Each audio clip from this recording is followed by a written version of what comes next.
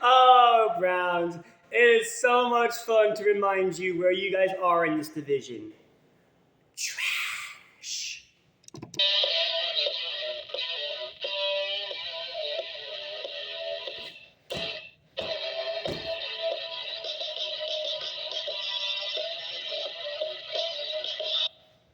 Hello, Steelers Nation.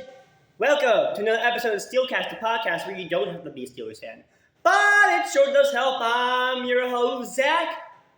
What the heck was that game last night? Attack!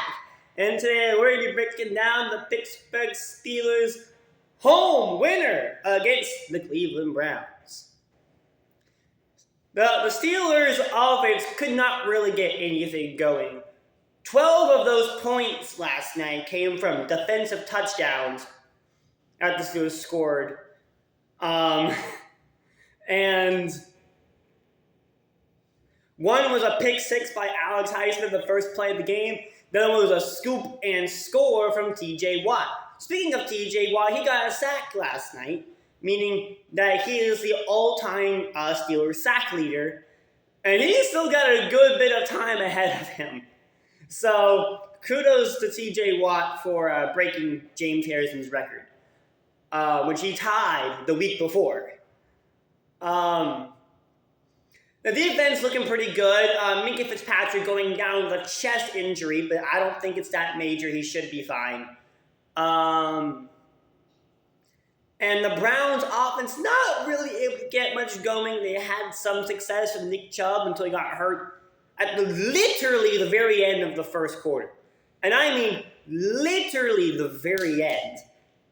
So much so that they literally had to go back in time, add 22 seconds back to the clock, and go back to the first quarter because of that injury. He got carted off.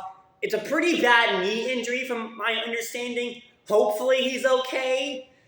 I know saying that as a Steelers fan doesn't sound like why would you want to play against Nick Chubb? He's going to run all over your defense. True, but he's still a good guy. So I do hope he's okay. I do hope he's okay. The Browns defense looked okay. Deshaun Watson having some good sideline throws. So if you're a Browns fan, you got to feel a little good about that. But Deshaun Watson's definitely not the same as he was. He's not as fast as he used to be. His pocket presence isn't as good anymore. Taking that year off of football really hurt him. And I mean really hurt him. So, yeah, DTR might be your quarterback next year. I'm just saying. Because that cap hit after the end of the season is going to be tremendous. And it's going to be funny. So the Browns defense did okay. Greg Delpit got a pick on Kenny Pickett. Again, he's making too many mistakes. Najee Harris on the Steelers offense didn't look very good. Now, Jalen Warren found some success, but Najee Harris did not. Except for that 120-yard play, but that was like bad. So, yeah. The ground game of the Steelers did not look great. Kenny Pickett going through the air. I'll have his stats. I'll have the stats for the Steelers down in the description below. I forgot to look them up before recording. So I'll have the leading stats down in the description. But,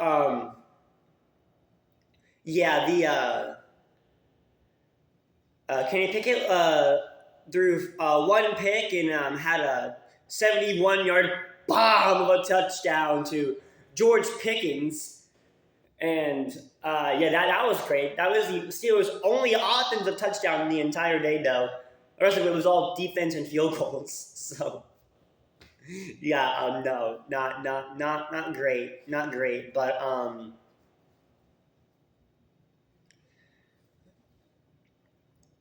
but you at least love what you see from the Steelers defense. Next week we have the Raiders, who going to their court we don't have a very good track record. We actually, from what I understand, lose 99% of the time when we go to the Raiders. So, but the Raiders did not look so great this week. So I'm hoping that the Steelers can find some success, especially on the ground next week. But you at least love what you saw from the defense against the Cleveland Browns.